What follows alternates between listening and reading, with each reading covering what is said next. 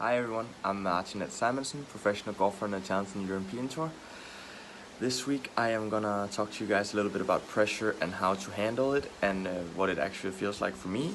It might not be the same for you, but maybe it is. First I'll show you guys where I am. I am in Spain right now. As you can see, it's pretty nice. We played here last week and we play here again this week, and then next week is the final on the Challenge Tour in Mallorca. So for those of you who follow me every week on the European Tour app, you would see that I played last week, as I said, here in Spain, and I was leading by 4 after 2 rounds. So that was great. One thing I've never tried leading by 4. I've led a Challenge Tour after 2 and 3 rounds before, but never by 4 shots, which is a new thing I had to figure out how to handle. I didn't, well, I mean, obviously, well, not obviously, but I didn't win, so that was a bummer. I finished 5th. I didn't feel like I did that many things wrong, but it was kind of like, yeah, nothing really worked for me.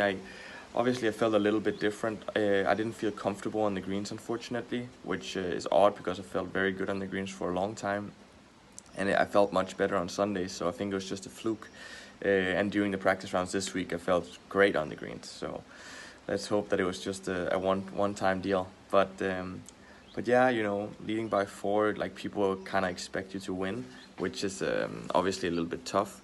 And you expect it from yourself in a way, even though you try to put that aside and say, you know what, you're only halfway through, you still have to compete and you still have to play 2 good rounds to be able to win. Yeah, so Saturday wasn't a great day for me. I moved back into tied for 3rd, 1 shot after.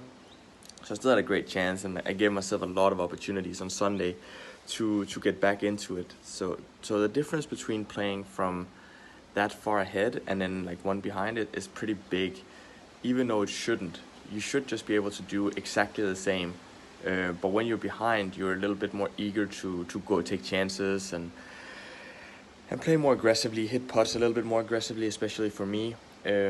So the ideal in this scenario leading by 4 is that you're able to play exactly the same. And people say, oh, I'm just going to do the same as I did the first few days, but it's not as easy as that. You know, thoughts come in, and there's not really anything you can do about it. You can't just say, no thoughts, go away. What I try to do is I picture I'm the bus driver of a car, of the bus, and then my thoughts come in and say, okay, I accept you're there, but you have to go sit in the back of the bus because if you're sitting in the back of the bus, you can't talk to the bus driver. So that's kind of literally what I say to myself in my head when I start thinking of things, and that is, in the past, has helped me tremendously. Because you just have to accept that thoughts about winning, about losing, about the result, about what it's going to do for you, it's very natural that it comes into your head.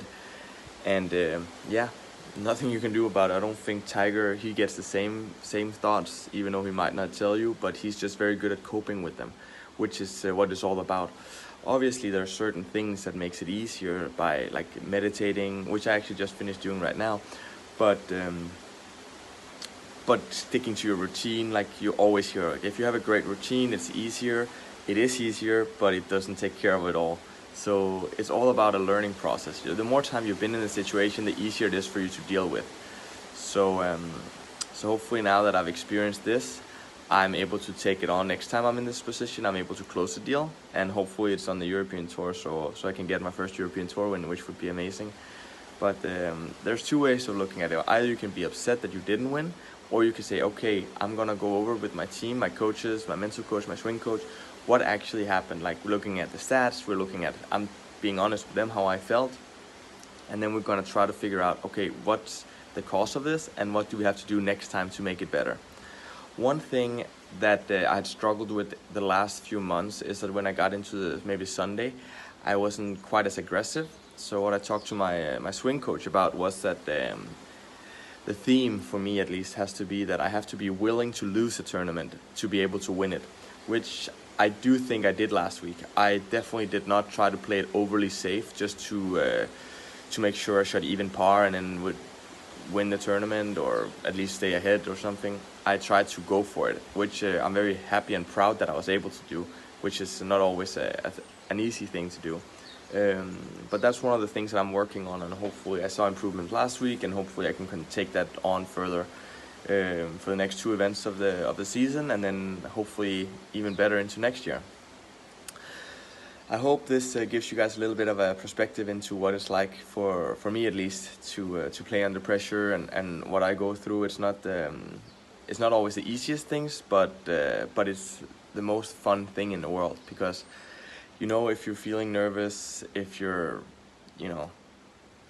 well, I wouldn't say scared, but if you're really nervous, I guess you can feel it in your body. You're right where you want to be. So if you play at tournaments without nerves, then you probably need to find a new job, or you just played so poorly that it doesn't really matter. But so nerves is a good thing. Remember that.